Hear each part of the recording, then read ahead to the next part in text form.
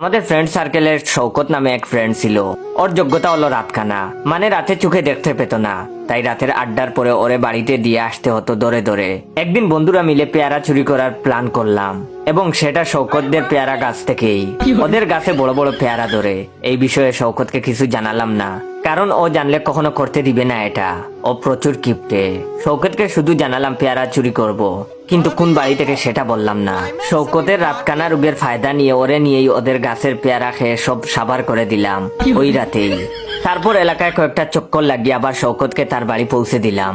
পরদিন সকালে শুনি শওকত আর শওকতের বাপ চেঁচামেচি করছে, গালাগালি করছে। মাকে জিজ্ঞেস করলাম কি হয়েছে ওদের বাড়িতে। তখন মা বললেন, আরে কারা যেন ওদের গাছের পেয়ারাগুলো সব চুরি করে নিয়ে গেছে, গাছে পাতা ছাড়া আর কিছুই নাই, তাই গালাগালি করতেছে। আমি হাসতে হাসতে গেলাম ওদের বাড়িতে।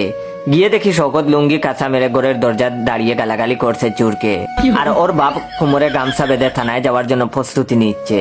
আমি আস্তে আস্তে করে শওকতের কাছে গেলাম। শওকত আমাকে